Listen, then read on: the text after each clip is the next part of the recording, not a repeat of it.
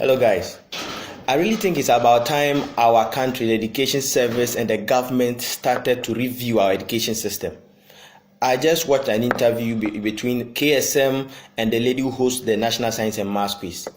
She said the guys who won the 2018 competition, the guys who won, assuming to be the brightest and the best, went for a competition in Brazil and they had to drop out because they couldn't take part of the competition. Because apparently when they got there, it had everything to do with practical and they couldn't do it. And these are the youth that are supposed to take the country to the next level. They can write down everything they know about engineering and science, but they can't put it into practicals. I suggest we scrap up that National Science and Maths Quiz thing and start to put things like National Science and Maths Innovation Construction, something tangible. Every year, government should give at least every secondary school, let's say 10,000 Ghana cedis, for them to come up with innovations that are tangible and physical to help our fishing industry, agriculture, health sector, something that we can see. Chinese students go for practicals and they come up with knapsack sprayer and something to help our farmers. That is what pushes a nation forward. We have an education system which is archaic and outmoded, and the people sitting on the top of the educational system don't have the funniest notion of how to fix this system, and we are educating people with baggage and nonsense. What courses are they doing now? Political science, what science, human resource. What are those things doing to our economy? How is it fixing people? And we are surprised there is high graduate unemployment. What do they come to do? I have a friend whose brother just employed an Indian in this country. Now the guy is manning their small company. They produce rubbers and the rest. Now the Indian is being paid $1,000 a month.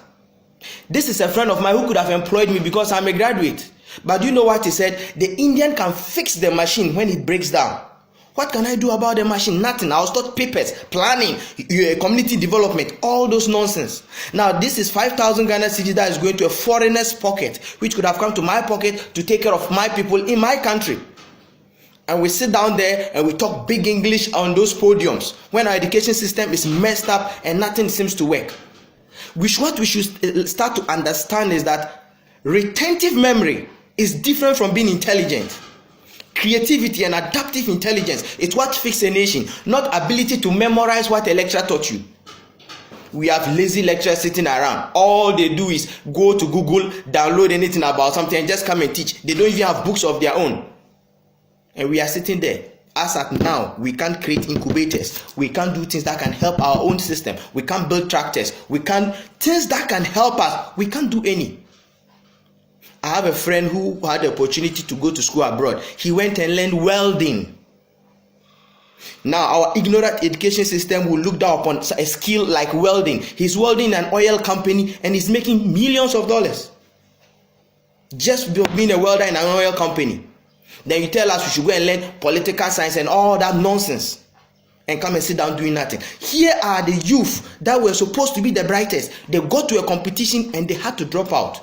Because what do we teach in our schools? Just empty practicals, nothing to improve our lives. Being able to have to memorize text and handouts doesn't make you intelligent.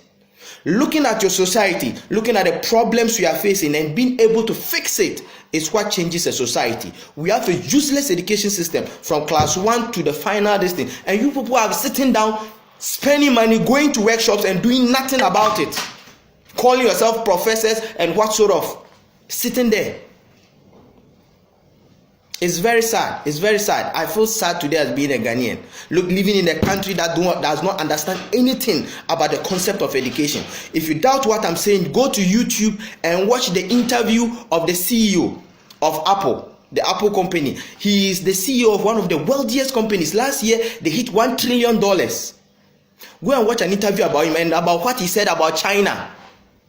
He said they are in China because of the high level of skill available in China. That is why all the companies are there. We have deindustrialized our educational system and graduates come up with just papers and no sort of skill whatsoever. And our puppets called the politicians sit there and do the bidding of the Americans and the Federal Reserve and do whatever they want. And the country is just moving into the drain. You wonder why a Ghanaian gets a master's degree, gets to the UK or the US, and they put you in a supermarket to sell. What skill do you have? The economy is developed by skills. They are making cars, motorbikes, engines, fridges, televisions. They are manufacturing. They are doing things. Of what use will you be to them? If you have a degree in political science, a master's degree in human resource and actuarial science, what is that? It's so sad. Look at the elite of our society. Ask them what their children should be in the future. Lawyer, all those nonsense. No one is saying those professions are not good. But look at our country and think twice. I am not an economist, but I know that they said if a